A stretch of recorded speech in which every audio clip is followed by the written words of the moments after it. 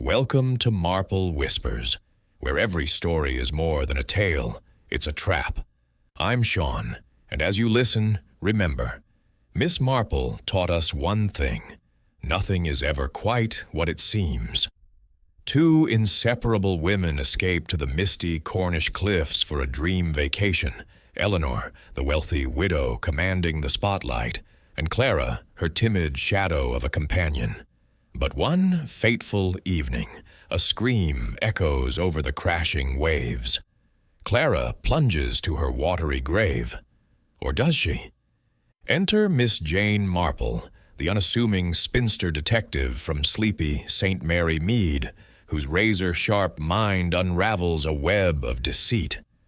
What if the drowned woman isn't Clara at all? What if it's Eleanor, pushed to her doom by the meek companion who steals her identity, her fortune, and her life, hiding a trail of suspicious deaths and forged legacies? Twists of blackmail, swapped shawls, and a cursed Art Nouveau brooch lead to a chilling revelation. The weak one was the predator all along. Dive into The Shadow Companion, a mystery where trust drowns and secrets surface. Who survives the fall? Watch now, or the truth might slip away forever. Chapter 1. The Arrival at St. Mary Mead.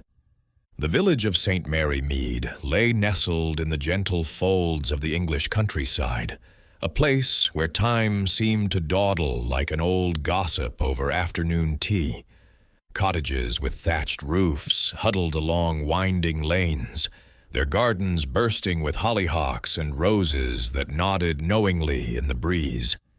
It was a world of quiet routines and unspoken secrets, where the postman's bicycle bell could set tongues wagging for days. In the heart of this serene tableau stood Gossington Hall. No, wait, that was the grander estate up the hill, but rather the modest yet impeccably kept cottage of Miss Jane Marple, a spinster of advancing years, whose frail appearance belied a mind as sharp as a gardener's shears. On this particular afternoon in late summer, with the sun casting long shadows across the lawn, Miss Marple sat in her chintz-covered armchair by the bay window. Her fingers, gnarled yet deft, moved rhythmically with the knitting needles, crafting a baby's blanket in soft pink wool for the vicar's newest grandchild. The click-clack of the needles provided a soothing counterpoint to the distant chime of the church clock striking 3. She had just poured herself a cup of Earl Grey from the silver teapot when the maid, young Florence, entered with a silver tray bearing a telegram. "A wire for you, miss," Florence said, her eyes wide with the thrill of unexpected drama. In St. Mary Mead, telegrams were rare beasts, often harbingers of births, deaths, or scandals from afar. Miss Marple set aside her knitting and adjusted her spectacles, peering at the envelope with mild curiosity. "Thank you, Florence. From my nephew, I expect. Raymond does love his modern conveniences." She slit the seal with a pearl-handled letter opener and unfolded the crisp paper. The message was brief, yet it sent a faint ripple through her composure. "Aunt Jane, imperative you join us in London tomorrow. Intriguing case, 2 women companions on Cornish holiday. One drowns under suspicious circumstances. Your insight invaluable. Raymond." A small smile played at the corners of Miss Marple's lips. Raymond West, her sister's son, was a successful novelist with a flair for the dramatic, always weaving tales of intrigue that mirrored the darker undercurrents of life. But this sounded like more than one of his fictional plots. She leaned back, her blue eyes gazing out at the garden where bees hummed busily among the lavender. Whispers of the affair had already filtered into the village, carried on the wings of the daily papers and the chatter at the Women's Institute. 2 ladies of middle years, inseparable as ink and paper, had set off for a restorative break by the sea in Penzance. Miss Eleanor Vance, a widow of considerable fortune and commanding presence, accompanied by her loyal companion, Miss Clara Hale, a woman of quieter disposition and slimmer means. What should have been a fortnight of bracing walks and cream teas ended in tragedy. Clara Hale, swept away by the relentless Cornish tides during an evening stroll along the cliffs. The inquest had deemed it a regrettable accident. Poor Clara, unsteady on her feet, had ventured too close to the edge. Yet, as Miss Marple knew from long experience, accidents were often the masks worn by more sinister truths. Why had Eleanor Vance returned to London so swiftly, her grief seemingly contained like a neatly folded handkerchief? And what of the murmurs about Clara's unexpected inheritance, a tidy sum from a forgotten relative, now curiously entangled in Eleanor's affairs? It reminded Miss Marple of that unfortunate business with Mrs. Eldritch and her paid companion years ago in the village. Outward devotion hiding a web of resentment and greed. She rose with surprising agility for her age, placing the telegram on the mantelpiece beside a faded photograph of her younger self in Edwardian finery. "Florence," she called, "pack my valise, if you please. The gray tweed suit and my stout walking shoes. London calls, and one must be prepared for drafty drawing rooms and unexpected revelations." As the train chugged northward the next morning, Miss Marple settled into her compartment, a copy of the Times open on her lap, but her thoughts far from the headlines. The landscape blurred past, fields giving way to suburbs, yet her mind painted vivid pictures of those cliffs, the crash of waves, and the shadowy motives that might lurk behind a simple holiday gone awry. Human nature, she reflected, was the same whether in a Cornish cove or a country cottage. Envy, desperation, and the occasional spark of malice could turn even the closest bond into a fatal snare.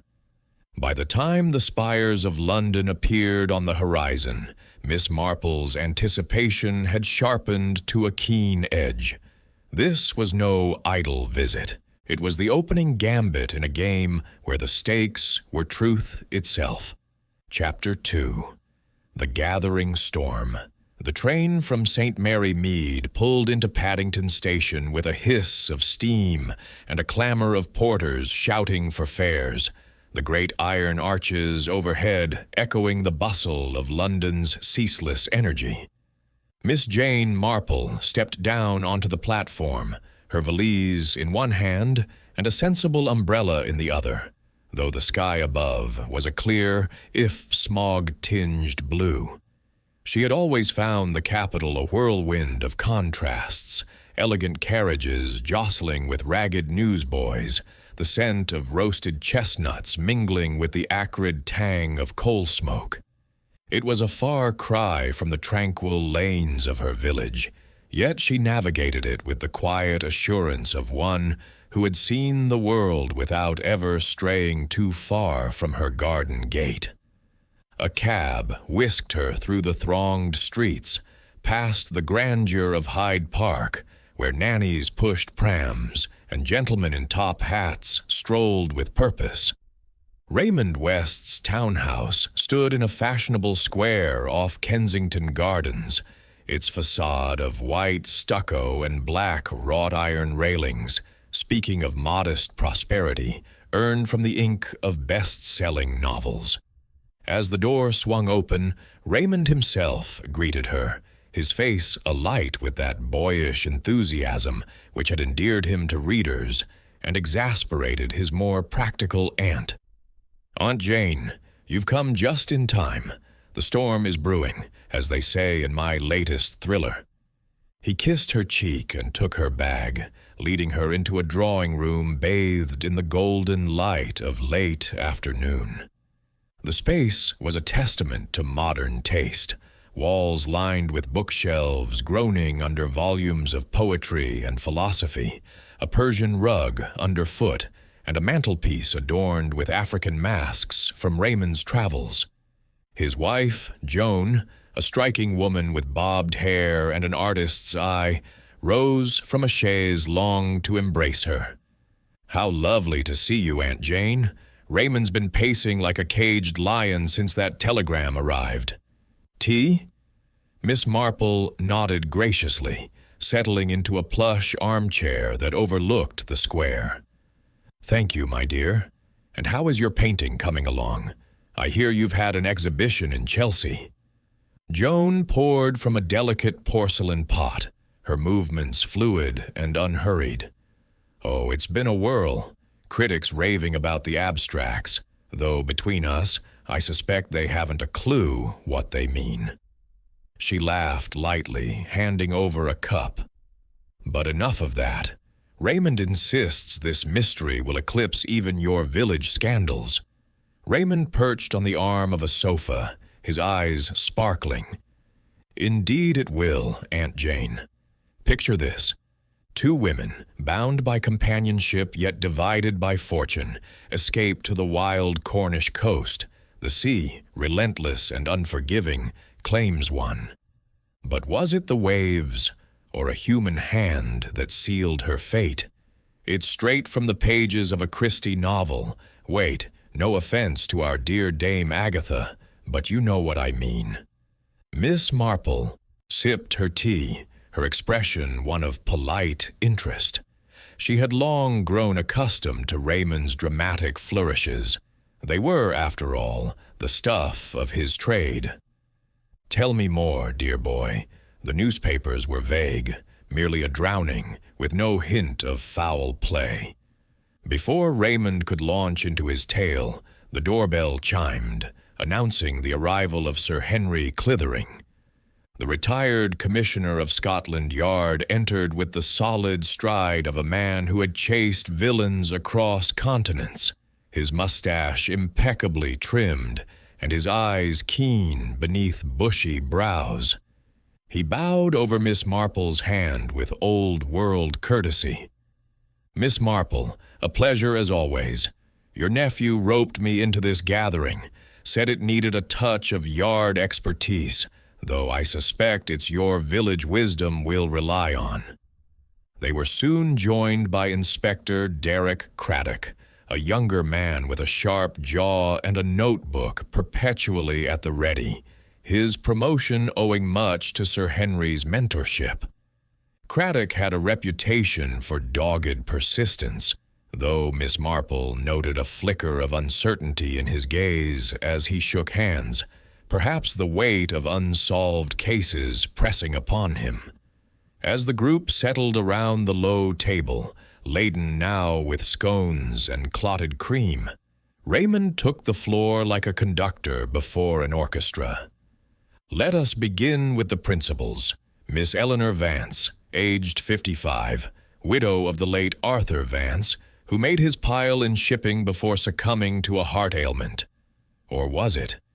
Some say overwork, others whisper of marital strains. Eleanor inherited handsomely, a town flat in Mayfair, investments in the colonies, and a taste for the finer things. She's described as formidable, tall, with a commanding voice that could quell a boardroom or a ballroom."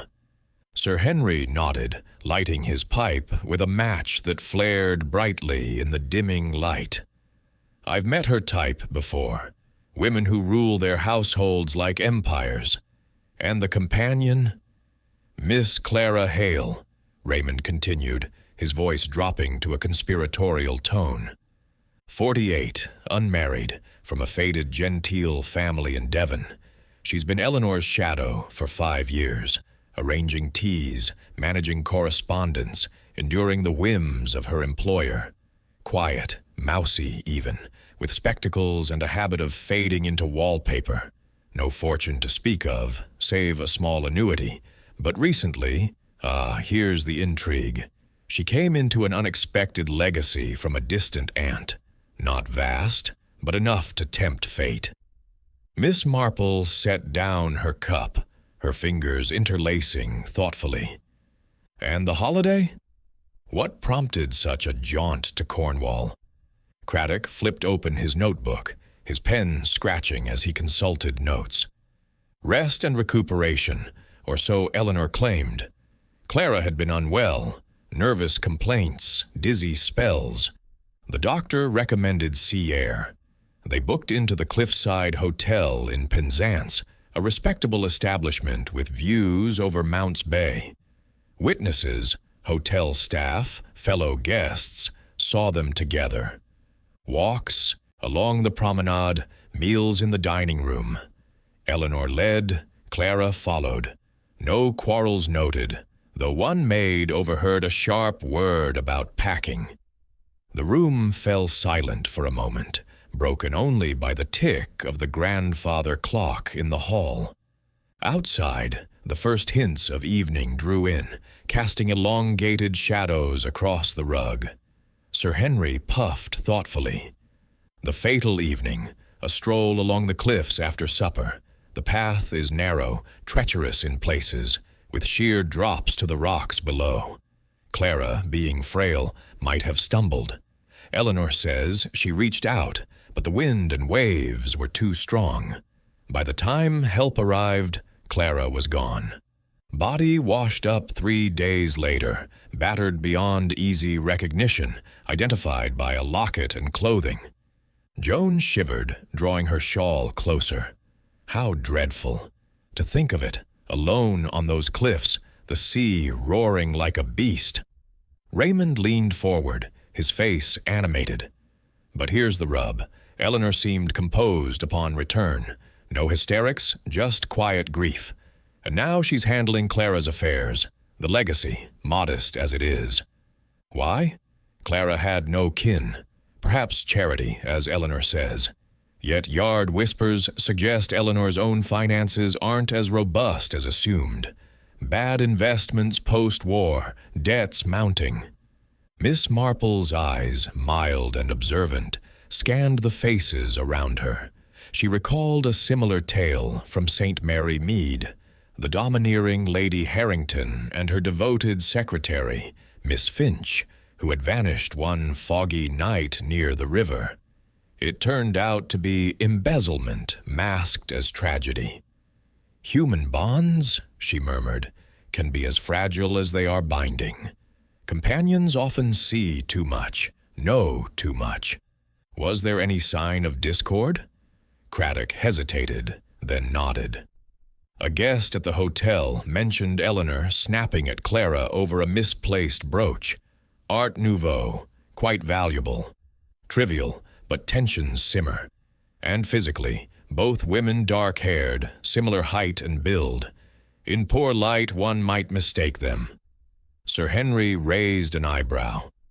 Mistake? You're implying... Not yet, sir, Craddock replied. But the body, decomposed by salt water, identification hasty, and Eleanor's account. She claims Clara slipped while admiring the view. No witnesses close by. The conversation swirled like smoke from Sir Henry's pipe, weaving through possibilities. Raymond posited jealousy, Clara's legacy envied by a faltering heiress. Joan suggested accident born of neglect, Eleanor too self-absorbed to notice danger. Sir Henry countered with suicide, Clara's nerves frayed beyond repair. Miss Marple listened, her knitting retrieved from her bag, needles clicking a steady rhythm. She interjected softly. One must consider the roles they played, the dominant and the submissive, yet power shifts like sand. I knew a pair in the village, Mrs. Price Ridley and her maid, Ethel. Ethel seemed meek, but oh, the secrets she held. When Mrs. Price Ridley fell ill, it was Ethel who inherited, and questions arose. Raymond clapped his hands. Exactly. Aunt Jane, you're onto it. We must probe deeper. Sir Henry, can we arrange an interview with Eleanor? The old commissioner nodded. I'll pull strings. Tomorrow, perhaps. Craddock, dig into backgrounds, financials, past associations. As the evening deepened, the group moved to the dining room for a simple supper of cold meats and salad, the talk turning to lighter matters. Raymond's upcoming book tour, Joan's latest canvas depicting stormy seas. Yet, beneath the civility, tension hummed like an unseen current.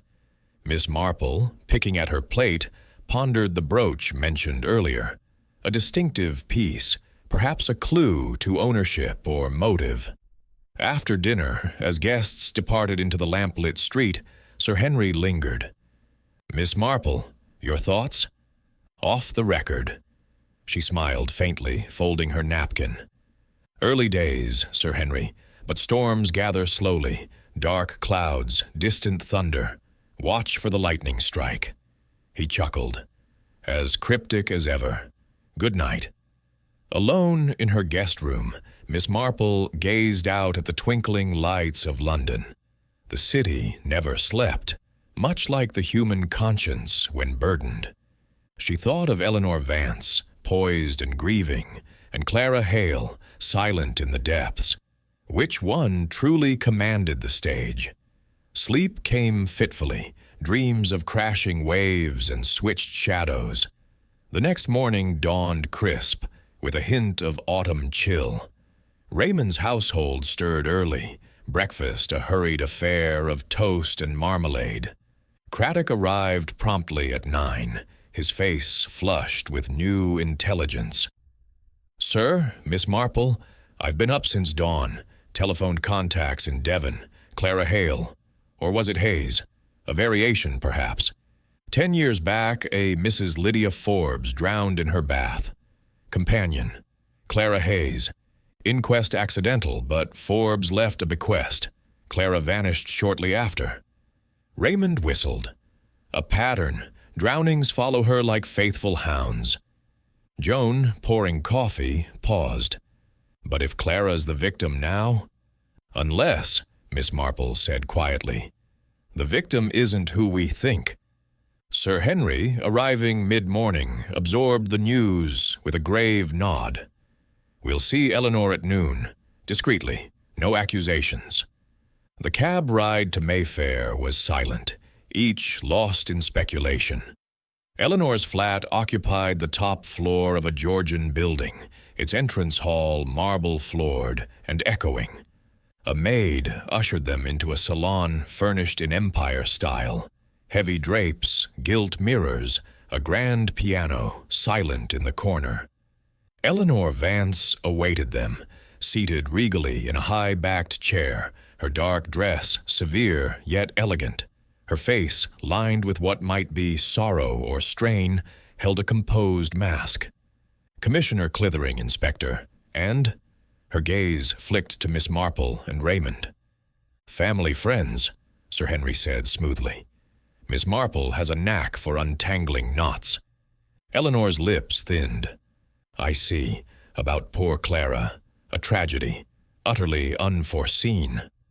They settled, the air thick with unspoken questions. Craddock began, gently. Miss Vance, describe the evening again. She sighed, hands clasped. We dined lightly. Clara complained of indigestion. She suggested a walk to clear her head. I demurred. The cliffs are perilous after dusk, but she insisted. Halfway along, she paused, swaying. I reached for her, but she toppled. Her cry, lost in the wind. Miss Marple observed the woman's steady gaze, the absence of tears. Did Clara often lead decisions? I understood you as the guiding force. Eleanor bristled slightly. Clara had her moments of willfulness. Independence, she called it. Raymond, ever the dramatist, interjected. And her legacy? You're administering it? For worthy causes, Eleanor replied. Clara had no family. She trusted me. As questions flowed, subtle discrepancies emerged. Eleanor's recall of Clara's ailments vague, her own swimming prowess downplayed despite hotel rumors. Miss Marple noted the brooch pinned to her lapel, swirling vines in silver and enamel, unmistakably Art Nouveau. "Charming piece," she commented mildly. "Family heirloom?" Eleanor's hand touched it. A gift from an old friend, Lydia Forbes, actually, long ago. Craddock's eyes sharpened. Forbes? The Devon drowning? A flicker? Alarm? Coincidence. Clara knew her once. The interview ended cordially, but as they descended the stairs, Sir Henry murmured, "She's hiding something. That brooch. Ties to the past." Back at Raymond's, the group dissected the encounter over luncheon. Joan sketched idly, capturing Eleanor's profile. She seemed genuine, yet off, like an actress miscast. Miss Marple nodded. "Precisely. Roles reversed, perhaps." Craddock reported more. Financial checks revealed Eleanor's debts, £5,000 owed to creditors. Clara's legacy? Closer to £15,000, not modest. Raymond paced. Motive: Eleanor drowns Clara for the money. But the body? Sir Henry countered. Identified as Clara. Unless switched, Miss Marple whispered, her needles pausing. The idea hung like thunderclouds. Plans formed. Visit Cornwall tomorrow. Interview hotel staff. As afternoon faded, a telegram arrived for Craddock. Body exhumation requested. Dental records to confirm identity. Tension mounted, the storm inching closer. That evening, a soiree at Raymond's drew literati and Yard alumni. The case whispered in corners. Miss Marple, unobtrusive in her corner, overheard snippets. A novelist claiming similar plot in a forgotten book. A doctor musing on drowning symptoms. Bedtime brought reflection. Miss Marple, brushing her hair by candlelight, pondered human frailty. Companions, shadows, or threats? The night deepened, wind rattling windows like impatient fingers. Dawn broke with purpose. Packing for Cornwall, the party boarded the train, landscapes shifting from urban sprawl to rolling hills. Conversations turned probing. Raymond theorizing poison weakening Clara, Sir Henry recalling a swapped identity case from India. At Penzance, the cliffside hotel loomed, salt-weathered and defiant against the sea. Manager Perkins, portly and affable, greeted them. Dreadful business, rooms ready, same as the ladies occupied.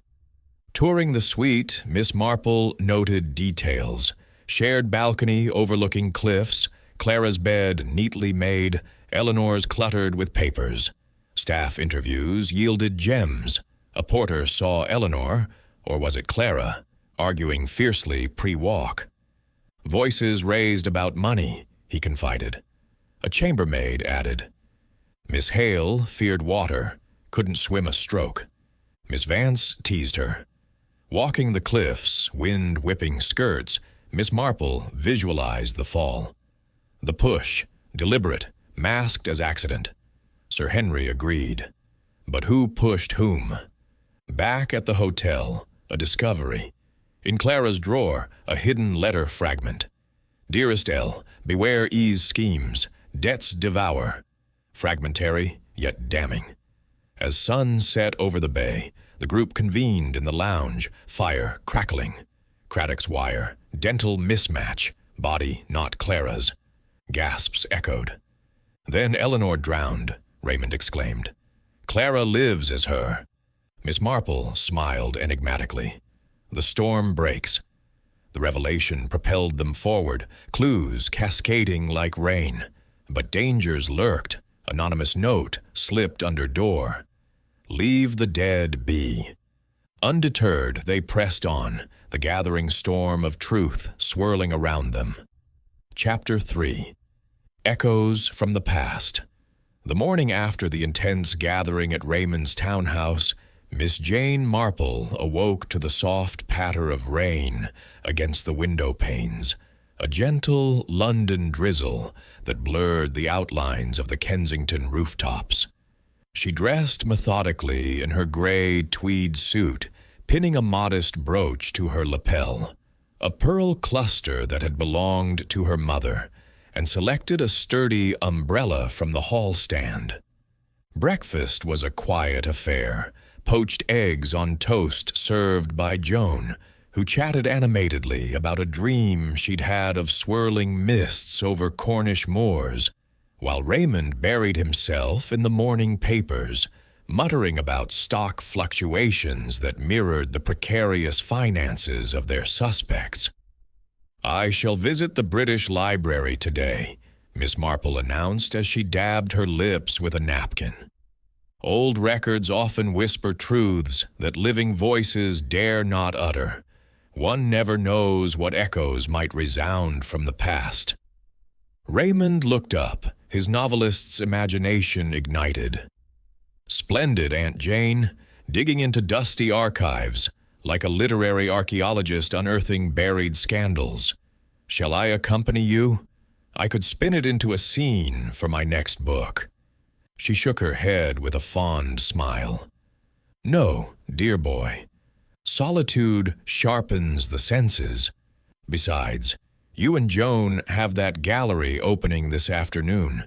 Sir Henry mentioned he'd meet with Inspector Craddock for updates. Perhaps they'll uncover something tangible while I chase shadows." With a kiss on Joan's cheek and a wave to Raymond, Miss Marple stepped out into the damp streets, her umbrella blooming like a black flower. The cab ride to Bloomsbury was uneventful, the horses' hooves clipping rhythmically on the wet cobblestones, but her mind raced ahead. Echoes from the past. How often had they proven the key in St. Mary Mead? There was the case of old Colonel Prothero, whose ancient grudge had festered into murder, or the whispered affair of the verger's wife and her long-lost cousin. History, she knew, was a patient predator, waiting to pounce on the unwary. The British Library loomed before her, its grand dome a sentinel of knowledge amid the scholarly hush of Russell Square. Inside, the air was thick with the scent of aged leather and ink, a sanctuary where time folded upon itself. Miss Marple approached the reading room desk, her reader's ticket at the ready, a relic from occasional forays into genealogical pursuits for village friends. "Good morning," she said to the bespectacled librarian, a middle-aged man with a neatly trimmed beard and an air of quiet authority. "I require access to newspaper archives, if you please, society columns, inquests, and perhaps some legal notices from the past decade or two." The librarian, Mr. Hargreaves by his nameplate, adjusted his glasses. "Certainly, madam. Any specific publications or dates?" "Begin with the Times and the Daily Telegraph, around 1915 to the present. Focus on Devon and Cornwall, drownings and names, Vance, Hale, perhaps Hayes or similar variants. Also, any mentions of a Mrs. Lydia Forbes?" He nodded efficiently, vanishing into the stacks and returning with a trolley laden with bound volumes and microfilm reels. Miss Marple settled at an oak desk beneath a green-shaded lamp, the rain now a distant murmur against the high windows. She began with Eleanor Vance, flipping through society pages yellowed with age. The first clippings painted a portrait of a woman ascending the social ladder. "Mrs. Arthur Vance hosts gala for war widows," one headline proclaimed, describing Eleanor as a pillar of resilience after her husband's untimely death in 1918. Arthur Vance, the shipping tycoon, had perished from a fall down the stairs of their Devonshire home. Slippery after a rainstorm, the inquest ruled accidental. But a sidebar note caught Miss Marple's eye. Whispers of domestic discord, Arthur's will heavily favoring Eleanor despite rumored infidelities on her part. "A fortunate widow," she murmured, recalling Mrs. Bantry's comment on a similar case. "Fortune favors the bold, but suspicion dogs their heels." Deeper dives revealed Eleanor's pre-marriage life. Born Eleanor Thorpe in a modest Bristol family, she had risen through determination and charm, serving briefly as a companion to elderly ladies before catching Arthur's eye at a seaside soiree. No scandals outright, but a pattern of advantageous alliances. Miss Marple jotted notes in her small leather-bound book, her handwriting precise. Ambitious climber, echoes of Miss Emily Barton, who married above. Her station and never looked back. Turning to Clara Hale, the trail thinned. Scant mentions, a governess in several households, always departing amicably but abruptly. One article from 1920 noted her employment with a family in Exeter, teaching French and piano to young charges. Then, a gap until 1925, when she surfaced as companion to Mrs. Lydia Forbes in Torquay. Here it was, the Devon drowning that had prickled her instincts. The Torquay Herald detailed the tragedy. Mrs. Forbes, 72 and frail, found submerged in her claw-footed bath, the water still warm. Her companion, Miss Clara Hayes, note the surname shift, had discovered the body upon returning from an errand. Slipped while bathing, the coroner concluded, attributing it to a dizzy spell from her medication. Yet, buried in the report, Forbes had altered her will mere weeks prior, bequeathing £5,000 to Clara for loyal service. Family contested mildly, but withdrew when no evidence of foul play emerged. Clara Hayes vanished from records shortly after, resurfacing as Hale in London circles. Miss Marple leaned back, her eyes narrowing. Hayes to Hale, a mere letter's difference, like hiding in plain sight, reminds me of young Freddie the poacher, who changed his name to Freddie after that rabbit snare incident. She requested more on Forbes. Society notes portrayed Lydia as eccentric, fond of Art Nouveau jewelry, including a distinctive brooch often worn at teas.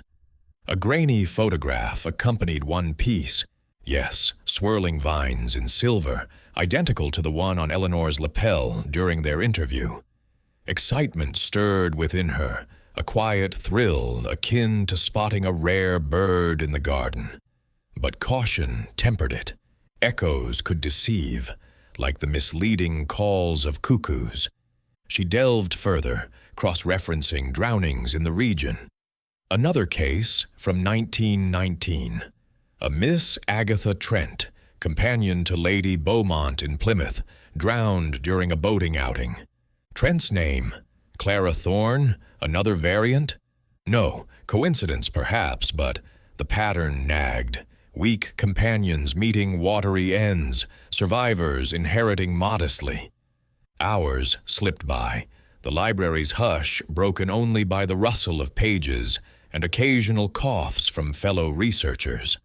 Mr. Hargreaves returned with fresh volumes, intrigued by her focus. "Fascinating pursuit, madam. Family history?" "Of a sort," Miss Marple replied with a twinkle. The branches twist unexpectedly. By midday, her notebook brimmed. Eleanor's financial dips post-war, hinted at in business columns, shipping losses from U-boats, investments soured. Clara's trail, governess roles in homes where elders passed suspiciously, always natural causes, always a small legacy. One entry from a 1923 parish record in Devon noted Clara Hayes attending a funeral for an aunt. The same aunt whose recent death brought the inheritance? No, earlier, but a family link. Satisfied yet hungry for more, Miss Marple thanked the librarian and emerged into a cleared sky, the sun glinting off puddles like scattered diamonds. A quick luncheon at a nearby tea shop, scones with jam and a pot of Darjeeling, a loud reflection. The past echoed loudly, drownings, name changes, bequests. Was Clara a serial opportunist, preying on the vulnerable? Or Eleanor the manipulator, using companions as stepping stones? The afternoon found her at the public record office, a stone's throw away, where birth and marriage certificates awaited. Eleanor's birth, 1870. Bristol, parents tradesfolk. Marriage to Arthur, 1905. No children. Clara Hale, born 1877, Plymouth, to a clergyman father who died young, leaving debts. No marriages, but a sibling. A brother lost at sea in 1917. And Hayes? A certificate for Clara Hayes, same birth date, but altered marginally. Forgery? As evening approached, Miss Marple hailed a cab back to Kensington, her mind a whirlpool of connections. Raymond and Joan greeted her eagerly, the drawing room alive with the scent of fresh flowers Joan had arranged. "Aunt Jane, you look positively triumphant," Raymond exclaimed, pouring sherry. "What ghosts have you unearthed?" She accepted the glass, settling into her armchair. "Not ghosts, dear, but echoes, faint yet persistent. Eleanor Vance, a woman of ambition, her husband's death convenient amid rumors of strife. Clara Hale, or Hayes, a companion with a penchant for watery misfortunes. Remember the brooch? It belonged to Mrs. Forbes, the drowned widow in Devon." Joan gasped. "The one Eleanor wore? A trophy. Or inheritance," Miss Marple mused. Clara served Forbes, collected her due, then vanished. Now, with Eleanor's fortunes waning and Clara's rising, history may repeat. Sir Henry arrived shortly, pipe in hand, with Craddock trailing. "Progress?" he boomed. Miss Marple shared her findings, the group huddling like conspirators. Craddock's eyes widened at the name variants. "We'll check fingerprints. Body from the sea might yield something." Raymond paced dramatically. "It's a chain of deception. Clara, the eternal companion, eliminating employers for gain, now targeting Eleanor. But wait, Clara's the victim." "Or is she?" Sir Henry pondered. The resemblance. Could the drowned be Eleanor, Clara stepping into her shoes? Miss Marple nodded. "Echoes suggest reversal. In St. Mary Mead, the meek inherit through cunning, not the earth." Dinner that night was animated, theories bouncing like tennis balls. Joan sketched timelines on napkins. Raymond spun subplots. Yet beneath the excitement, a chill lingered. The past's echoes foretold danger. Post-meal, a telegram for Craddock. "Hotel in Cornwall confirms argument overheard. Money woes." "The plot thickens," he said. Miss Marple retired early, but sleep evaded. Moonlight filtered through curtains, casting patterns like fractured memories. She pondered Clara's diary. If one existed, secrets penned in code. Tomorrow, Cornwall beckoned, where cliffs held the final whisper. The journey south was a symphony of changing landscapes. London's sprawl yielding to verdant fields, then rugged moors. Aboard the train, Miss Marple shared compartments with the group, conversations laced with anticipation.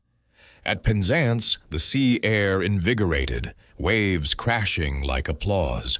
The cliffside hotel, perched defiantly, welcomed them with creaking floors and ocean views. Manager Perkins recalling the pair. Miss Vance domineering, Miss Hale timid, yet once Hale's voice rose sharp.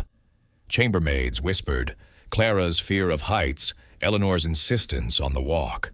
A guest, elderly Mr. Wilkins, confided, "Saw them switch shawls pre-stroll. Odd that." Miss Marple walked the cliffs alone at dusk, wind tugging her hat, the drop sheer, the sea a hungry maw. A push here, identity swapped there, echoes of Forbes's bath. Back inside, a discovery. Hidden in a floorboard, a locket with Forbes's photo. Clara's keepsake, she murmured. Night brought dreams of drowning figures, faces blurring. Awakening, she knew, the past demanded confrontation. Next day, telegrams flew, dental records inconclusive, but a scar on the body matched Eleanor's from childhood fall, not Clara's. "The switch!" Raymond cried. Sir Henry summoned Eleanor to Cornwall, her arrival tense, composure cracking. "You are Clara Hayes," Miss Marple stated calmly over tea. Denial crumbled to confession. "Eleanor pushed me. Debts, my legacy. Struggle ensued. She fell. I became her. Freedom from my past." But Miss Marple probed. "Forbes? Trent?" Clara paled. "Accidents, all accidents. Yet evidence mounted. Poisons traced. Wills forged. As handcuffs clicked, echoes faded. Truth resounding." Chapter 4. The Interview. The journey back from the British Library had left Miss Jane Marple with a mind as busy as the London streets outside her cab window. The drizzle had ceased, and the city sparkled under a tentative sun, its pavements alive with vendors hawking hot pies and children dodging between omnibuses. Yet her thoughts were far from the bustle, tangled in the web of Eleanor Vance and Clara Hale. Or Hayes, as the past whispered. The revelations from dusty newspaper archives had stirred her instincts, like the faint scent of smoke before a fire. Now, as she alighted at Raymond West's Kensington townhouse, she felt the weight of anticipation, for today they would meet the woman who called herself Eleanor Vance, and Miss Marple knew that words unspoken could reveal as much as those uttered aloud. Inside, the drawing room was a haven of warmth, with logs crackling in the fireplace and Joan's latest watercolor, a stormy seascape, propped on an easel, its greens and grays mirroring the unrest in Miss Marple's mind. Raymond greeted her with his usual exuberance, waving a letter from his publisher as if it were a flag of triumph. "Aunt Jane, you're back from your scholarly expedition. Any skeletons unearthed?" "Several, dear," she replied, easing into her favorite armchair, her knitting bag at her side. "But skeletons require careful handling, lest they crumble or bite." Sir Henry Clithering arrived shortly. After, his overcoat damp from a fresh shower, followed by Inspector Craddock, whose youthful face bore the strain of sleepless nights. Over tea and buttered crumpets, Miss Marple shared her findings. Eleanor's convenient widowhood, Clara's shadowy past as Hayes, the recurring motif of drownings tied to modest inheritances. The brooch, that Art Nouveau relic from Lydia Forbes, loomed large, a tangible link between past and present.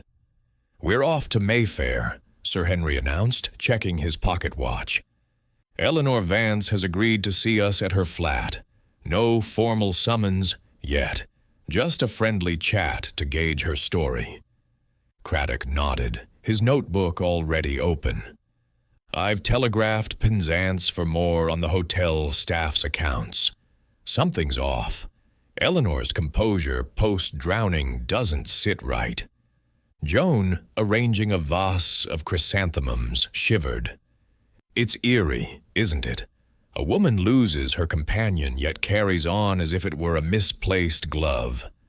Miss Marple's needles clicked softly, a counterpoint to the ticking mantel clock. "Loss affects us all differently, my dear, but composure can mask calculation.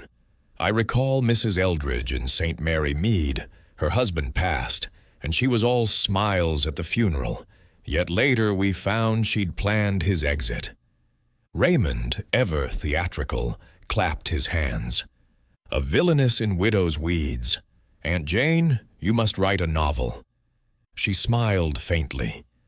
"I leave that to you, Raymond. let us first unravel this tale. The cab ride to Mayfair was a journey through contrasts, the grandeur of Park Lane's mansions giving way to discreet Georgian terraces, where wealth whispered rather than shouted. Eleanor's flat occupied the top floor of a building with a marble vestibule and a lift that creaked like an old dowager. The maid, a nervous girl with a starched cap, ushered them into a salon that exuded faded opulence. Velvet drapes in deep burgundy, a rosewood table cluttered with silver-framed photographs, and a crystal chandelier catching the afternoon light. Yet there was a chill in the air, as if the room held its breath.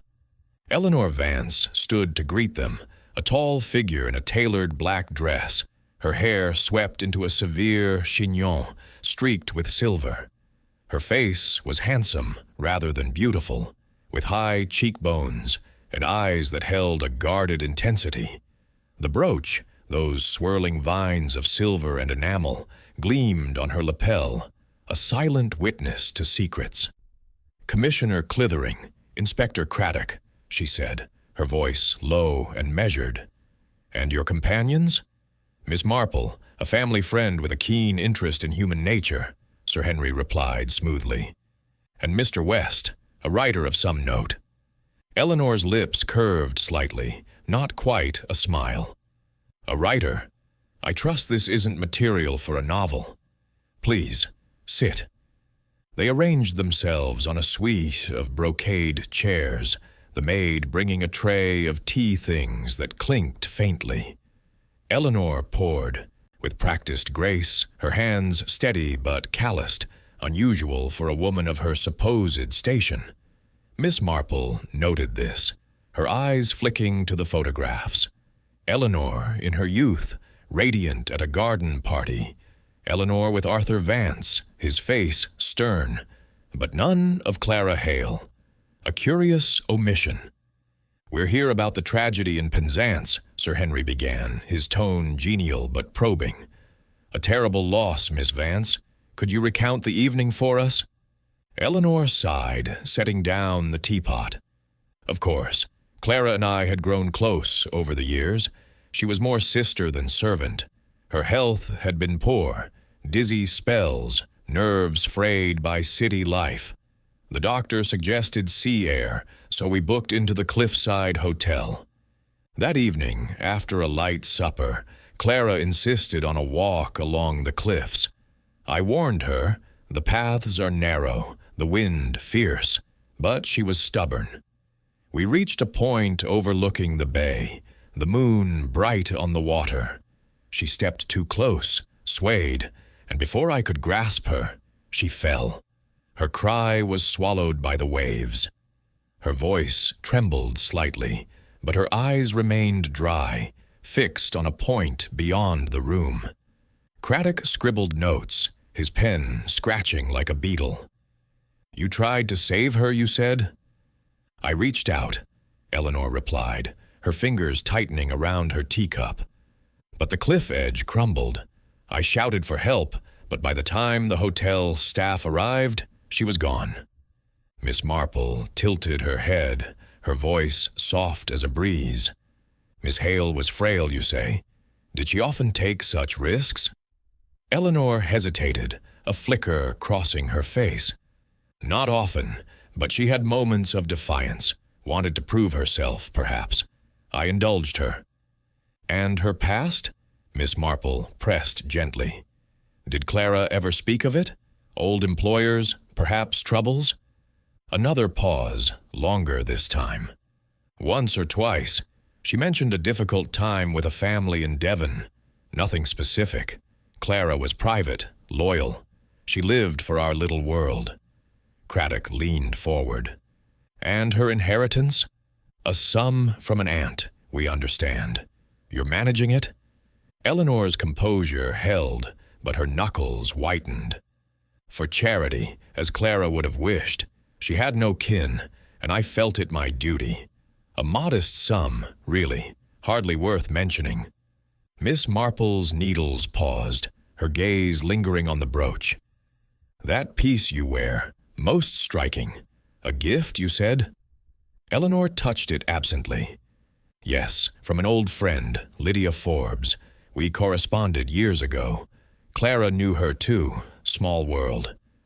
The mention of Forbes sent a ripple through the group, though only Miss Marple's eyes betrayed interest. Sir Henry steered the conversation to lighter matters, Eleanor's plans, her social engagements, but the air grew taut, like a violin string overtuned. As they rose to leave, Miss Marple lingered by the photographs, noting a portrait of Eleanor in a bathing costume, her arms muscular from swimming. "An avid swimmer, Miss Vance?" she asked innocently. Eleanor's smile was tight. "In my youth, yes. Less so now." Outside, the group huddled under umbrellas as rain resumed, their cab waiting like a patient steed. Sir Henry puffed his pipe. "She's polished, but there's a crack in the veneer. That brooch, Forbes' connection's no coincidence." Craddock frowned. "Her story holds, but it's too neat, and those hands, working hands, not a lady's." Raymond, ever the dramatist, gestured wildly. "She's hiding a scandal. Clara knew too much, threatened to spill, drowned for silence." Miss Marple, clutching her umbrella, spoke softly. "Or perhaps Clara was not the shadow we assume. In St. Mary Mead, the quiet ones often wield the sharpest knives." Back at Raymond's, the evening unfolded with a flurry of discussion over a supper of roast lamb and minted peas. Joan sketched Eleanor's profile on a napkin, capturing the guarded eyes. "She's like a fortress, beautiful but impregnable." Craddock shared a telegram from Penzance. A porter recalled Eleanor and Clara switching shawls before the walk, an odd detail. "And the body," he added, "identified by a locket and dress, but the face was ruined by the sea. Dental records are being checked, but it'll take days." Sir Henry stroked his mustache. "If the body isn't Clara's—" "Then Eleanor drowned," Raymond finished, eyes alight. "Clara's playing her part." Miss Marple nodded, her knitting resumed. "Consider the stakes. Eleanor's debts, Clara's legacy. A switch would erase one's past and secure another's future. But the brooch, why wear it? A taunt or oversight?" The group planned their next move, a trip to Cornwall to walk the cliffs, interview staff, search the women's hotel rooms. As night deepened, Joan lit candles, their flames dancing like restless spirits. A knock brought a late visitor, Dr. Haydock, a friend of Sir Henry's, invited for his forensic insight. Over brandy, he mused on drowning. Odd thing, no signs of struggle on the body but salt water in lungs. Could be pushed, could be staged. Miss Marple listened, her mind drifting to a village drowning years ago. A maid pushed into a pond by a jealous rival, her death dressed as accident. "Motive hides in the mundane," she said. "A brooch, a shawl, a legacy, small keys to large locks." Sleep came late, her dreams a swirl of cliffs and faces merging. Eleanor's strength, Clara's timidity. Morning brought resolve. Cornwall awaited, its rugged beauty a backdrop to truth. The train journey was a tapestry of changing scenes, London's grey sprawl fading into golden fields, then the wild moors of the West Country. At Penzance, the cliffside hotel greeted them with salt-stained windows and the roar of the sea. Manager Perkins, a jovial man with a sailor's squint, showed them to the suite Eleanor and Clara had shared. Twin beds, one neat, one cluttered with papers bearing Eleanor's bold scrawl. Or was it? Staff tales painted a vivid picture. Eleanor's sharp commands, Clara's nervous deference. A bellboy recalled a heated exchange in the corridor. Miss Hale said, "You can't keep me here," and Miss Vance laughed, cold-like. Miss Marple wandered the balcony, the cliff path visible below, its edge crumbling into the abyss. She imagined the moment, a push, a scream, a body vanishing into foam. "The sea keeps secrets," she murmured, "but not all." In Clara's room, a discovery, a hairpin engraved with LF, Lydia Forbes. Tucked in a drawer, a scrap of paper with Clara's timid script, E knows, must act. Back in the lounge, the group huddled over tea, the fire battling the coastal chill. Craddock's latest wire. Eleanor's debts confirmed at £7,000, Clara's legacy nearer £18,000. "Enough to tempt murder," he said. Raymond spun a tale. Clara, the eternal victim, turns predator, drowns Eleanor, steals her life. Sir Henry cautioned, "Proof, lad. We need proof." Miss Marple's eyes gleamed. Proof lies in patterns. Clara, or Hayes, survived Forbes, perhaps others. Now Eleanor's gone, and Eleanor wears her brooch. In St. Mary Mead, such boldness betrayed a thief. Plans solidified. Confront Eleanor again, armed with discrepancies. A telegram summoned her to Cornwall, citing new evidence. As night fell, a storm brewed, waves crashing like accusations. The woman arrived at noon, her poise fraying. "Why drag me here?" she demanded, the brooch glinting. Miss Marple, serene, began. "Miss Hayes, your past follows you. Forbes, Trent, now Vance." Her face blanched, but she rallied. "Absurd. I'm Eleanor." Yet the hairpin, the note, the scar mismatch, evidence piled like stones. Under pressure, she faltered. "It was an accident. She pushed me. I pushed back." Miss Marple shook her head. "No accident. You planned freedom, wore her name like a cloak." Confession came in whispers. Debts, desperation, a staged fall. Handcuffs followed, the storm breaking as truth emerged. Chapter 5. Whispers on the Cliffs. The train to Penzance rattled through the night, its rhythm a restless counterpoint to the turbulent thoughts of Miss Jane Marple and her companions. The carriage was dimly lit, the gas lamps casting flickering shadows across the velvet seats where Sir Henry Clithering, Inspector Craddock, and Raymond West sat in contemplative silence. Joan had remained in London, citing a pressing art exhibition, but her parting words, a plea to unravel the storm before it consumes you all, echoed in Miss Marple's mind as the train cut through the darkened countryside. Outside, the moon hung low, silvering the rolling hills of Somerset and the wild moors of Devon, a prelude to the rugged Cornish coast that awaited them. Miss Marple, her knitting tucked into her valise, gazed out at the fleeting landscape, her thoughts weaving a tapestry of suspicion. The interview with Eleanor Vance, or the woman claiming that name, had left a residue of unease. Those calloused hands, the Art Nouveau brooch, the absence of Clara's photographs in a flat brimming with Eleanor's past, it all pointed to a masquerade, subtle yet sinister. The echoes of Lydia Forbes's drowning in Devon, tied to a companion named Clara Hayes, reverberated like a warning bell. Was this a pattern of calculated eliminations or a desperate act born of circumstance?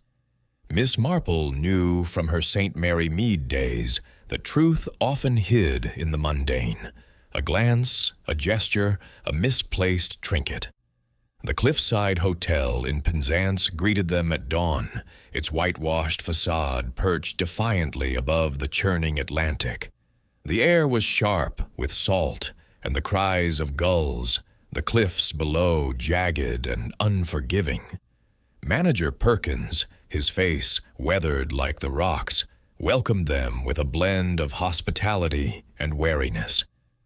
"You're here about the Vance tragedy, I presume," he said, leading them to a private parlor warmed by a coal fire. dreadful business.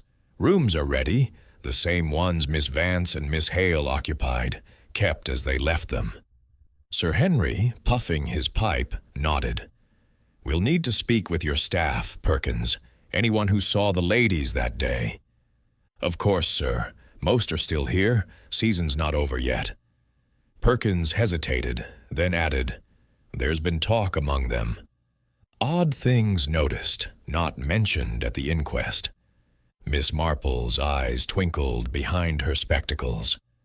Odd things, Mr. Perkins. In St. Mary Mead, it's the small oddities that unravel the grandest schemes. The parlor, with its faded chintz curtains and sea-stained windows, became their base. Over a breakfast of kippers and toast, Craddock shared the latest from London, a forensic report suggesting the drowned body bore a faint scar on the left forearm, noted in Eleanor's medical records from a childhood accident, not Clara's. Dental records are still pending, he said, but this scar, it's a crack in the story. Raymond, buttering his toast with gusto, leaned forward. A crack that could split the case wide open. If the body's Eleanor, then Clara's parading as her, pocketing the legacy and dodging her own ghosts. Sir Henry raised a cautionary hand. Let's not leap, lad. We need evidence. Hard evidence. Miss Marple, sipping her tea, murmured, Evidence whispers before it shouts. Let us listen to the Cliffs. Their first task was to inspect the suite shared by Eleanor and Clara. The rooms were side by side, connected by a shared balcony overlooking the treacherous drop to the sea. Eleanor's room was cluttered, a half-packed valise, letters in her bold script, a novel by Trollope left open. Clara's was austere, a single hairbrush, a Bible, a faded shawl folded neatly on the bed. Miss Marple ran her fingers along the shawl's hem, noting its coarse weave, more suited to a governess than a wealthy widow's companion. Curious, she said softly. Clara's possessions are so few, yet Eleanor's room suggests haste or distraction. Craddock, examining the desk, found a crumpled receipt for a jeweler in London, dated a week before the trip.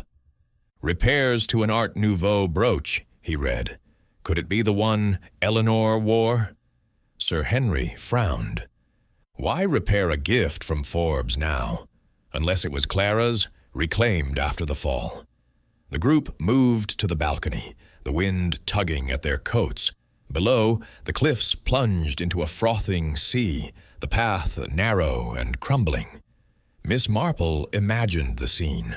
Two figures in the moonlight, one leading, one following. A stumble, or a shove.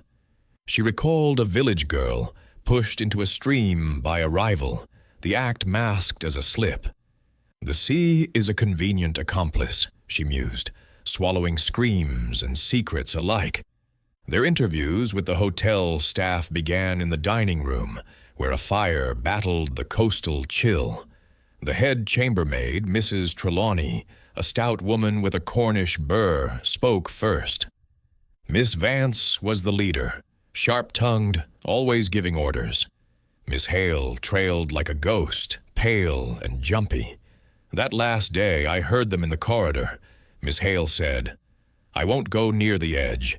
And Miss Vance laughed. "Nonsense. It'll do you good." Craddock's pen paused. Miss Hale feared heights? "Oh, aye, and water. She told me once she couldn't swim a stroke.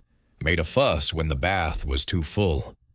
A porter, young Tommy Penrose, added his account.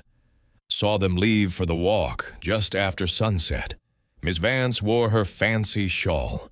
Green silk it was. Miss Hale had a plain gray one. But earlier, I saw them swap shawls in the lounge, like it was a game. Odd, I thought. Miss Marple's needles, retrieved from her bag, clicked rhythmically. Odd indeed, like young Elsie in the village, swapping aprons with her sister to fool the vicar. The hotel's guest register, a leather-bound tome, yielded another clue. Perkins produced it with a flourish, pointing to the signatures from the women's arrival. Eleanor's was bold, a flourish of confidence. Clara's was small, hesitant, the loops trembling. Yet a recent letter from Eleanor to the hotel, requesting her belongings be forwarded, showed a slight waver, closer to Clara's hand than Eleanor's. Sir Henry's eyes narrowed. Forgery? Or habit slipping through? Perhaps both, Miss Marple replied. In St. Mary Mead, our postmistress once spotted a forged signature because the culprit forgot to dot the I as the original did. The group ventured to the cliff path, guided by Perkins, who pointed out the fatal spot, a jagged outcrop where the earth crumbled into the abyss. The wind howled, carrying salt spray that stung their faces. Miss Marple, clutching her hat, stood at the edge, her frail figure defying the gale.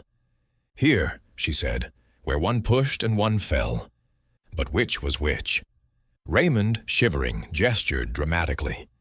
Picture it. Clara, cornered by Eleanor's demands, her debts looming, a struggle, a cry. Clara seizes her chance, swaps identities. Craddock, more pragmatic, scouted the ground.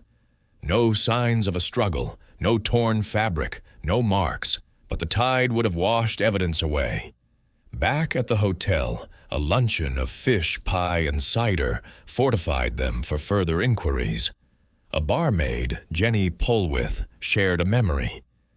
Miss Hale was reading a letter one morning, looking proper scared. Hid it when Miss Vance came near. Miss Marple's interest piqued. Did you see the letter's contents, Jenny? No, ma'am, but it was crumpled, like she'd clutched it tight, had a red wax seal. Fancy, not her usual sort. The afternoon brought a search of the hotel's storage, where unclaimed guest items were kept.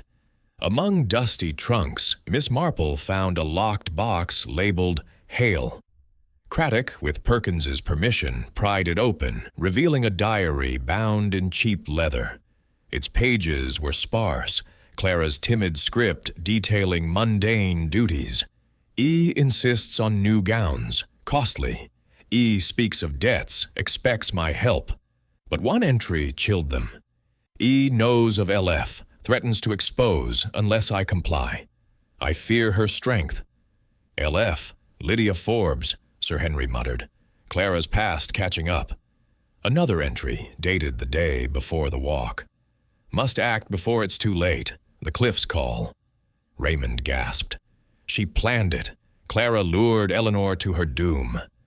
Miss Marple cautioned, or wrote to mislead. Diaries can be staged, like Mrs. Price Ridley's ledger, falsified to cover her nephew's theft. The group retired to the parlor, the diary a weighty presence. Craddock wired London for more on Forbes's case, seeking connections to Clara's aliases. As dusk fell, the sea roared, a storm brewing on the horizon. Perkins delivered a telegram. The drowned body's fingerprints were too degraded for certainty, but a jeweler confirmed the brooch's repair was ordered by Miss Hale, not Vance. Clara had it fixed, Craddock said. Why, if it was Eleanor's? Miss Marple's eyes gleamed. Because it was hers, taken from Forbes, kept as a talisman. She wore it as Eleanor, a bold mistake. Dinner was a tense affair. The group huddled over candle-lit tables as rain lashed the windows. Raymond spun theories. Clara, the eternal victim, turns predator, kills Eleanor, dons her life like a costume. Sir Henry, slicing his beef, countered. But the scar, Eleanor's, not Clara's. The body's hers. Then Clara's alive, Craddock said, living as Eleanor, managing her debts and Clara's legacy. Miss Marple, nibbling a scone, spoke softly. In Saint. Mary Mead, a quiet girl, once swapped places with her mistress to escape a scandal. The trick is in the details: shawls, handwriting, scars. A late visitor arrived, Dr. Tregennis, the local coroner, invited by Craddock. His report added depth. The body showed no defensive wounds, but a bruise on the shoulder could be from a push. Salt water in the lungs, but no signs of prolonged struggle. Staged? Raymond asked. Possible, Tregennis admitted. A quick push, no fight. As night deepened, the group planned a confrontation. Eleanor must return to Cornwall, faced with the diary, the brooch, the scar. A telegram was sent, citing urgent evidence. The next morning, the hotel buzzed with anticipation. Miss Marple walked the cliffs again. Alone, the wind whispering secrets. She found a pebble, smooth and sea-worn, and pocketed it, a reminder of truths polished by time. At noon, Eleanor arrived, her face pale, the brooch absent. "This is harassment," she snapped, but her hands trembled. Sir Henry, calm but firm, presented the diary. "Miss Hayes, explain this." She flinched at the name. "I'm Eleanor Vance. Clara's dead." Miss Marple, serene, laid out the clues. The shawl swap, the repaired brooch, the wavering signature. "You are Clara Hayes." Eleanor fell. "By your hand." Denial crumbled under evidence. "It was her or me," she whispered. "Her debts, my past. She meant to ruin me." The confession unfolded. A planned push. Shawls switched to confuse witnesses, Clara stepping into Eleanor's life to escape her own. Handcuffs followed, the sea's whispers stilled by truth. Chapter 6. The Hidden Motive. The Cornish dawn broke with a restless energy, the sky a bruised purple over the roiling sea, as if the heavens themselves sensed the unraveling of secrets at the Cliffside Hotel. Miss Jane Marple stood at her window, her gray shawl drawn tight against the morning chill, watching gulls wheel above the cliffs where tragedy had struck. The discoveries of the previous day, the diary, the swapped shawls, the jeweler's receipt for the brooch, had tightened the noose of suspicion around the woman posing as Eleanor Vance. Yet, as Miss Marple knew from her St. Mary Mead days, suspicion was but a thread. Motive was the needle that wove it into truth. Today, they would probe deeper, seeking the pulse of intent that had driven one woman to drown another and steal her name. Breakfast in the hotel's dining room was a subdued affair, the clink of porcelain and the murmur of the sea outside punctuating the group's thoughts. Sir Henry Clithering, his pipe unlit due to the early hour, studied a telegram from London, his brow furrowed. Inspector Craddock, ever diligent, pored over his notebook, cross-referencing witness statements. Raymond West, less ebullient than usual, sipped his coffee, his novelist's mind wrestling with the plot's twists. "Aunt Jane," he said, setting down his cup, "this feels like one of my thrillers, only darker. Clara as the mastermind? It's almost too perfect." Miss Marple, buttering a slice of toast with precision, smiled faintly. "Perfection in a crime, Raymond, is often its flaw. Like Mrs. Grayson's perfect alibi in the village, she accounted for every minute, yet forgot the milkman who saw her slip out. We must find the crack in Clara's facade." Sir Henry folded the telegram. "This confirms Eleanor's financial straits. Debts now at £8,500, creditors circling like vultures. Her shipping investments collapsed last year. But Clara's legacy? From that aunt in Devon? Not £15,000 as thought, but £20,000, deposited quietly in a London bank. Enough to tempt a desperate soul." Craddock looked up, his eyes sharp. And there's more on Lydia Forbes. The Devon police revisited her case after our inquiries. Her will, altered to favor Clara Hayes, was witnessed by a solicitor with a dubious reputation, later struck off for forging documents. No proof of foul play, but suspicion lingers. Miss Marple's needles, retrieved from her bag, clicked softly. Suspicion is a seed, Inspector. Water it with evidence, and it grows into certainty. Clara, or Hayes, has a history of shadows trailing her employer's deaths. We must uncover what drove her to this cliff. Their first task was to revisit Clara's lodgings in London, where she had lived before joining Eleanor. Craddock had arranged for a local constable to meet them at the station, but a wire from London delayed their departure. A key to Clara's old rooms had been found among Eleanor's effects, sent to Penzance by the Mayfair maid.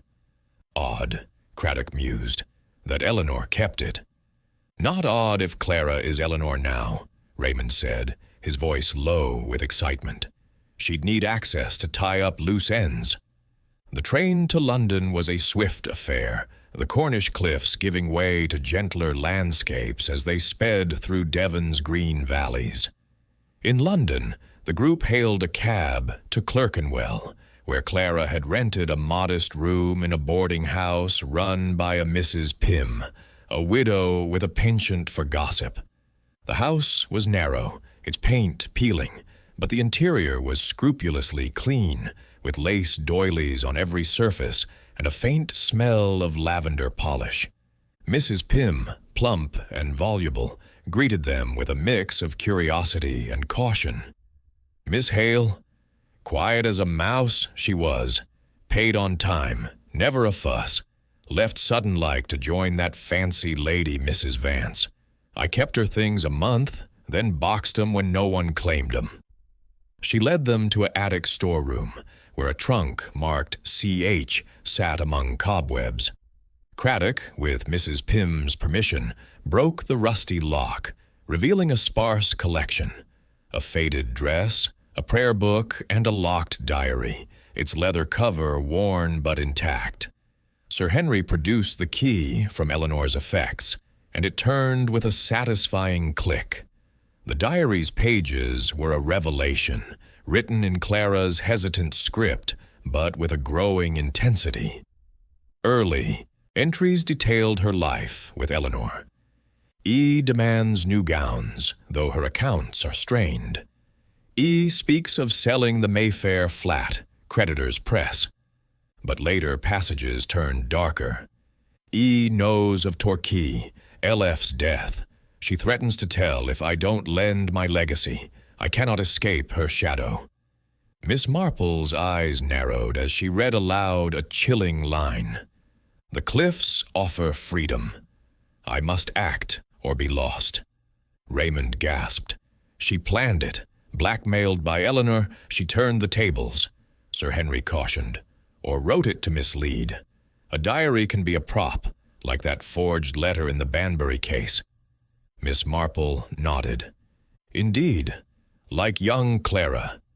No, not our Clara, but Clara the milkmaid in St. Mary Mead, who wrote love letters to herself to divert suspicion from her theft. We must verify this. Mrs. Pym, hovering nearby, added a tidbit. Miss Hale got letters now and then, red wax seals, fancy. She'd read 'em quick and burn 'em. Once I heard her muttering about debts not mine. Craddock jotted this down. From whom? The aunt? Or someone else, Miss Marple murmured. In the village, anonymous letters often hid blackmail. We must trace that seal. Back at Raymond's townhouse, the group spread the diary's pages across the dining table, the fire casting shadows that danced like specters. Joan, returned from her exhibition, joined them, her artist's eye scanning the script. It's too deliberate, she said. The fear feels staged, like my sketches when I overwork the lines. Craddock's latest telegram brought fresh light. The solicitor in the Forbes case had ties to a London moneylender known for pressuring debtors. Could Eleanor have been in his grip? He wondered. Clara, too? Sir Henry lit his pipe. Possible. Eleanor's debts, Clara's legacy, both entangled in a web of desperation. Miss Marple, knitting a new row, spoke softly. Motive hides in the margins. Clara, perhaps, saw Eleanor's ruin as her chance, not just for money, but to erase her past. Lydia Forbes's death, Agatha Trent's, both tied to Clara's aliases. She's no mouse, but a chameleon. The group decided to return to Cornwall, armed with the diary and Mrs. Pym's account. The train journey back was tense, the sea's roar greeting them as they stepped onto Penzance's platform. The Cliffside Hotel felt more ominous now, its corridors whispering of secrets. Perkins, ever obliging, arranged a private meeting with a new witness, Mr. Trewin, a retired fisherman who had been on the cliffs that fatal night. Trewin, gnarled as driftwood, sat by the parlor fire, his eyes sharp despite his years. "I was mending nets near the path," he said, his voice rough as the sea. "Saw two ladies, arguing it sounded like. One said, 'You'll not have it,' and the other laughed, cruel-like. Then a scream, and one was gone. The other stood a moment, then ran back to the hotel." Craddock pressed. Which was which? Trewin shrugged. Dark it was, and they looked alike. Same height, dark hair, but the one left wore a green shawl, fancy-like. Miss Marple's needles paused. The green shawl, Eleanor's, swapped earlier, yet the body wore gray, Clara's. Raymond's eyes widened. A deliberate swap. Clara planned it, pushed Eleanor, kept the green shawl to be seen as her. Sir Henry frowned. But the body's scar, Eleanor's, and the diary suggests Clara was cornered. The parlor grew quiet, the fire's crackle mingling with the distant storm. Miss Marple walked to the window, gazing at the cliffs. "Motive," she said, "is a mirror." Clara feared exposure, Forbes, Trent, perhaps others. Eleanor's debts gave her leverage, but also vulnerability. A push, a switch, and Clara becomes Eleanor, free of her past. Craddock's notebook filled with new questions. Trace the red-sealed letters, verify the solicitor's ties. A late telegram confirmed. The moneylender had pressed Eleanor for repayment, threatening exposure. Clara knew, Craddock said. She used it. Dinner was a somber affair, the group dissecting motives over Cornish pasties and ale. Raymond posited a conspiracy. Clara, a serial schemer, eliminates employers for gain, now Eleanor for her name. Miss Marple cautioned. Yet the diary's fear feels real. Perhaps both were trapped, Eleanor by debt, Clara by her past. Like the vicar's wife, blackmailed over a youthful indiscretion, driven to desperate acts. A knock interrupted. Dr. Tregennis, the coroner, with a new report. The bruise on the shoulder, consistent with a push but no other marks. The body was healthy, save for old injuries. Eleanor's scar, yes, but also signs of a recent sprain. Ankle, likely from a stumble. Miss Marple's eyes gleamed. Eleanor's swimming strength, yet a sprain? Clara was frail, dizzy. The body fits Eleanor better. The night deepened, rain lashing the hotel. A plan formed. Summon Eleanor again, confront her with the diary, the shawl, the scar. A telegram was dispatched, citing urgent developments. Morning brought a gray dawn, the sea restless. Miss Marple walked the cliffs alone, her umbrella battling the wind. She found a scrap of green silk caught on a gorse bush. Eleanor's shawl, torn in haste. "A breadcrumb," she murmured, pocketing it. At noon, the woman arrived, her face drawn, the brooch pinned defiantly. "This is persecution," she snapped, but her voice wavered. Sir Henry, stern, presented the diary. "Miss Hayes, your words betray you."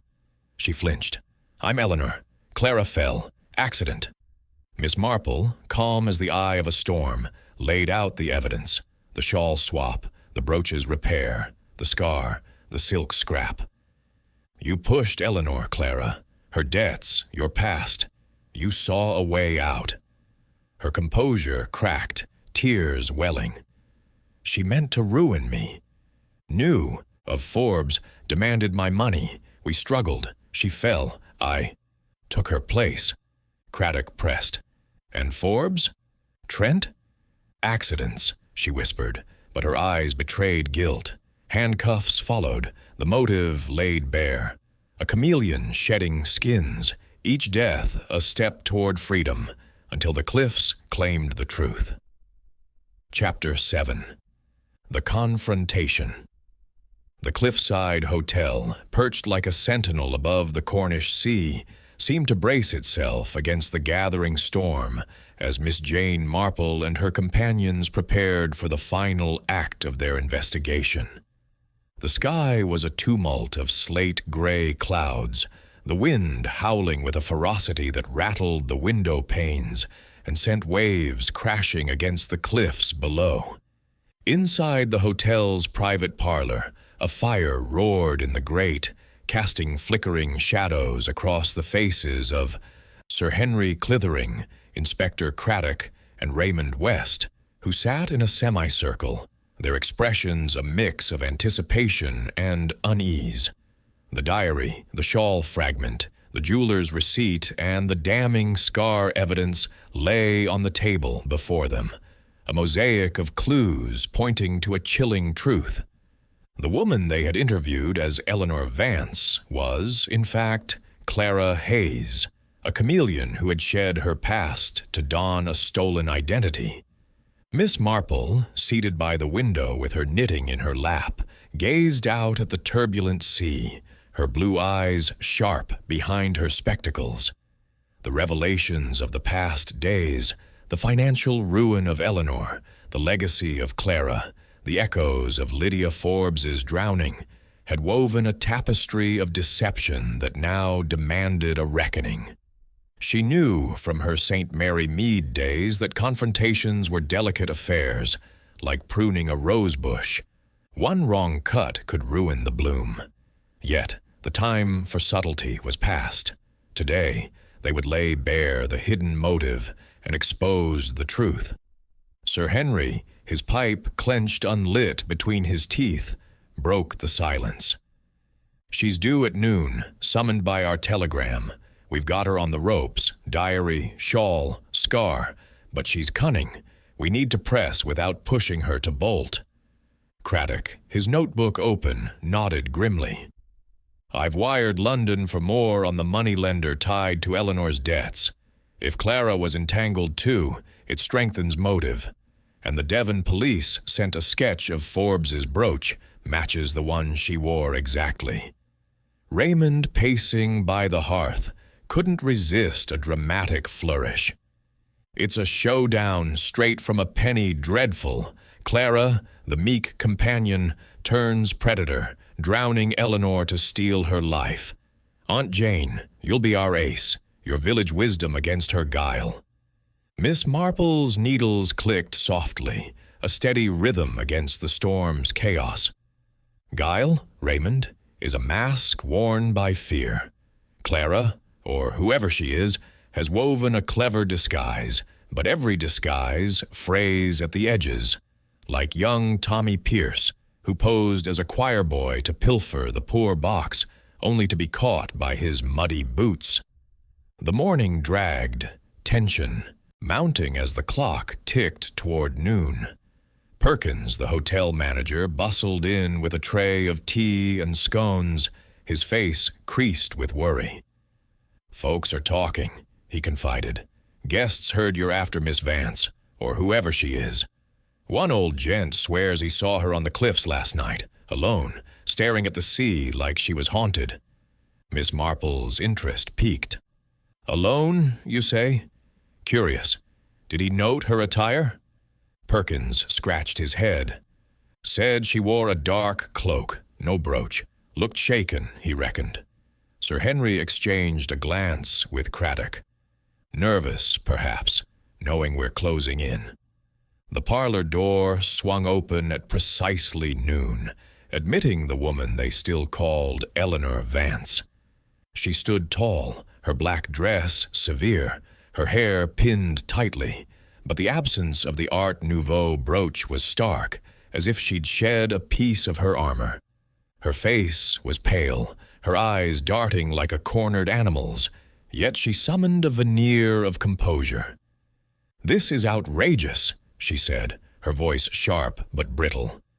"Dragging me back to Cornwall on some vague pretext. I've told you everything about poor Clara's accident." Sir Henry rose, his presence commanding. "Please, sit, Miss Vance, or should I say, Miss Hayes. We have questions that can't wait." She froze, her hand clutching the chair's back. "Hayes, you're mistaken. I'm Eleanor Vance." Craddock, standing by the table, opened the diary, its pages marked with ribbons. "This says otherwise. Entries in Clara's hand, detailing your threats, knowledge of Lydia Forbes's death, demands for her legacy. And this shawl fragment, green silk, Eleanor's, found on the cliffs. You swapped it before the walk, didn't you?" Her lips tightened, but she sat, hands folded tightly in her lap. Clara wrote nonsense, nerves, nothing more. The shawl? A mix-up. We often shared things. Miss Marple, her voice soft as a summer breeze, interjected. Yet the body recovered bore a scar, Eleanor's from a childhood fall, and the jeweler confirms Clara ordered the brooch's repair, not you. Why wear her keepsake, Miss Hayes? The woman's composure wavered, her fingers twitching. "I'm Eleanor. The brooch was a gift. Lydia's, yes, but Clara gave it to me. The scar. Coincidence. You've no proof." Raymond, unable to resist, leaned forward. "No proof?" "Your handwriting in that letter to the hotel. Hesitant, like Clara's, not Eleanor's bold flourish. You slipped, didn't you?" Her eyes flashed, but she rallied.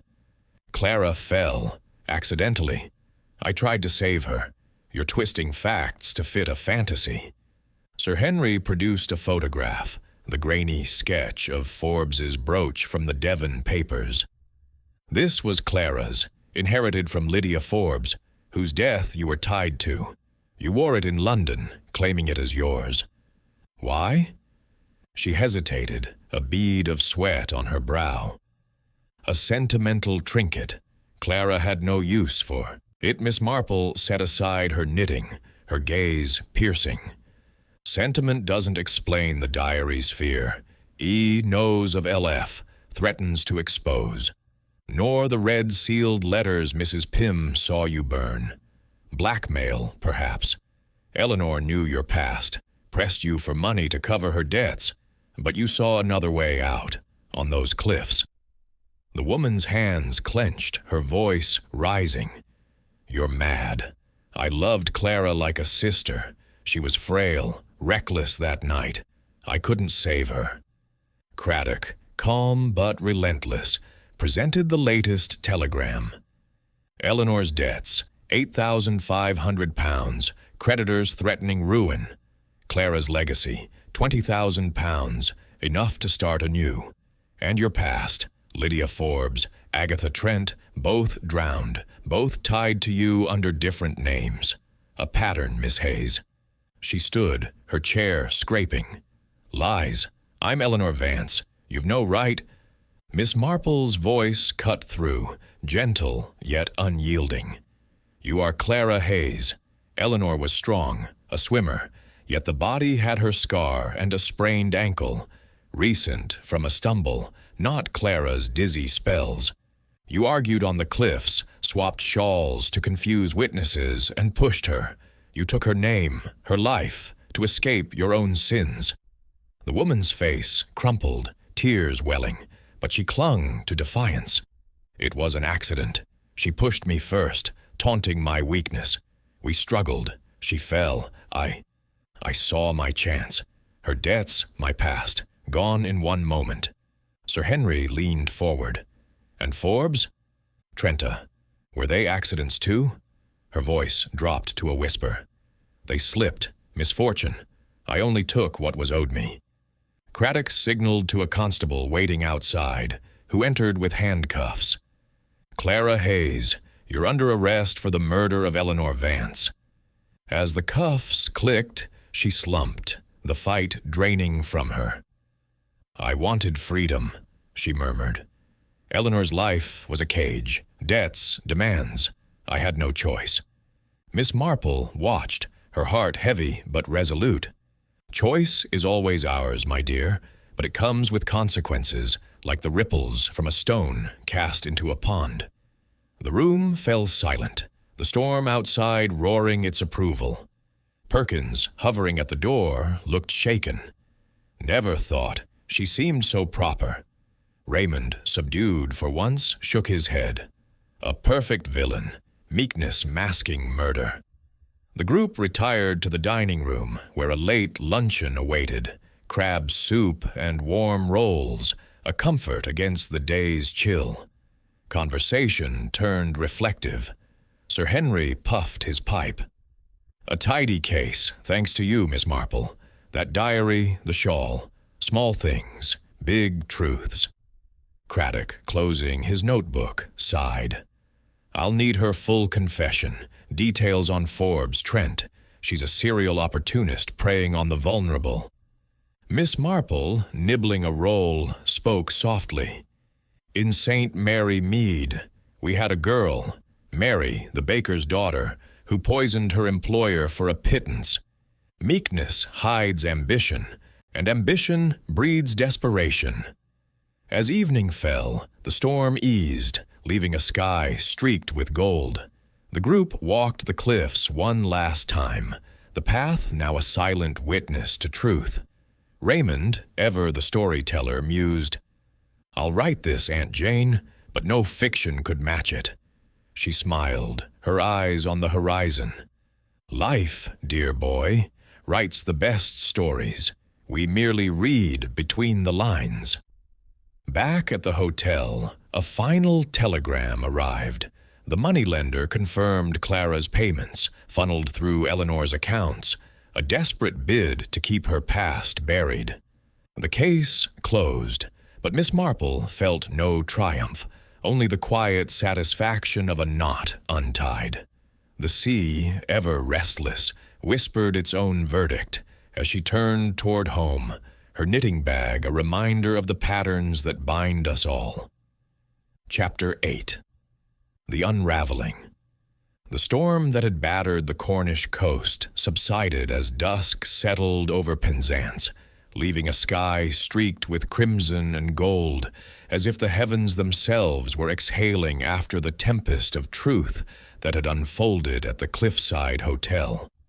Miss Jane Marple stood on the balcony of her room, her shawl drawn tightly against the lingering chill, her gaze fixed on the restless sea below. The waves, still turbulent, whispered of secrets now laid bare, their ceaseless rhythm a reminder of the inexorable pull of justice. The confrontation with Clara Hayes, masquerading as Eleanor Vance, had been a crescendo of revelation, her confession a jagged tear in the fabric of deception she had so carefully woven. Yet, as Miss Marple knew from her quiet days in St. Mary Mead, the unraveling of a mystery was never quite complete until every loose thread was tied, every shadow dispelled. Inside the hotel's parlor, the air was thick with the afterglow of resolution. Sir Henry Clithering, his pipe now lit, puffed thoughtfully, the smoke curling like a question mark. Inspector Craddock, his notebook filled with Clara's faltering confession, paced by the fire, his youthful energy tempered by the weight of the case. Raymond West, uncharacteristically subdued, sat at the table, sketching absent-mindedly on a napkin, a silhouette of cliffs and a falling figure, his novelist's mind already shaping the tale into fiction. The diary, the green shawl fragment, and the jeweler's receipt lay before them. Artifacts of a crime now exposed, their mute testimony no longer needed but still potent. Miss Marple returned from the balcony, her steps light but deliberate, and settled into her armchair, retrieving her knitting from its bag. The soft click of her needles filled the silence, a steady counterpoint to the distant murmur of the sea. "A sad business," she said softly, her eyes meeting Sir Henry's. Clara Hayes sought freedom, but found only chains of her own making, like poor Emily Barton in the village, who thought a lie could rewrite her past, only to be undone by a single careless word. Sir Henry nodded, exhaling a plume of smoke. "A tidy case, Miss Marple, thanks to your keen eye. The diary, the shawl, that brooch, small things, but they toppled her house of cards." Craddock, pausing his pacing, looked up. "Her confession seals it. Eleanor pushed first, she claims, but Clara's the one who planned the fall. The shawl swap, the repaired brooch, she orchestrated it to pass as Eleanor. But Forbes and Trent, those other drownings, she's slippery there, calling them accidents." Raymond tossed his napkin aside, the sketch half formed. "Slippery or not, she's a villainess for my next novel. Meek Clara, the shadow who struck. Aunt Jane, you've outdone yourself. This beats any thriller I could dream up." Miss Marple's smile was faint, her needles pausing. "Fiction, dear Raymond, borrows from life, but life writes the sharper twists. Clara's motive was not merely greed, but escape, a new name, a new life, free from the ghosts of Lydia Forbes and Agatha Trent. Yet ghosts cling, don't they?" The parlor door creaked open, admitting Manager Perkins, his face a mix of relief and unease. "The lady, Miss Hayes, I mean, has been taken to the station, quiet as a lamb now, but the staff's all aflutter. Never thought such a thing could happen here." Sir Henry set down his pipe. "Crime finds its way everywhere, Perkins, even your charming hotel." Perkins lingered, wringing his hands. "There's one thing, sir. A guest, old Mr. Trewin, the fisherman, says he found something on the cliffs this morning, after the storm. Thought you'd want it." He produced a small, sea-worn object, a silver locket, its clasp broken but intact, engraved with the initials E.V. Miss Marple's eyes sharpened. "Eleanor's, perhaps? Found where?" "Near the fatal spot," Perkins replied. "Trewin reckons the tide tossed it up." Craddock examined it, prying it open to reveal a faded photograph of a young man. Arthur Vance, perhaps, from Eleanor's past. "This wasn't on the body," he said. "Could have been lost in the fall." "Or discarded," Miss Marple mused. "Clara, as Eleanor, wouldn't need it. A sentimental weight cast aside." The locket added a final piece to the puzzle, but Miss Marple's thoughts turned to the broader canvas. Clara's confession, though damning, had been guarded about her earlier crimes. Lydia Forbes's drowning in her bath, Agatha Trent's boating mishap, both tied to Clara under different names, both yielding modest legacies. Was she a serial predator, or a woman driven by circumstance to desperate acts? The question lingered like the salt in the air. The group decided to revisit Clara at the Penzance police station, seeking clarity on these past shadows. The station was a squat, granite building, its cells damp with the scent of the nearby sea. Clara sat in a bare room, her black dress rumpled, her face haggard without the polish of Eleanor's persona. The brooch was gone, surrendered as evidence, and her hands, once steady, now trembled slightly. Craddock, taking the lead, set the locket before her. This was found on the cliffs. Eleanor's, wasn't it? Why discard it? Clara's eyes flicked to the locket, then away. Hers, yes. I didn't need it. It fell during the struggle. Miss Marple, seated quietly, observed the flicker of fear in her gaze. And Lydia Forbes, Clara? Her brooch? Her bequest? Your doing? Clara's lips tightened. An accident. She slipped in her bath, old, frail. I only took what she promised.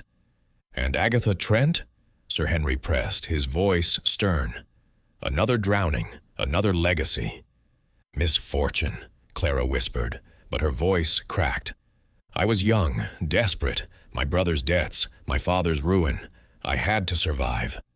Miss Marple's voice was gentle but unyielding. Survival is no excuse for murder, my dear. Eleanor's debts, your legacy. You saw a chance to erase Clara Hayes forever, but the cliffs betrayed you, as they betrayed Eleanor.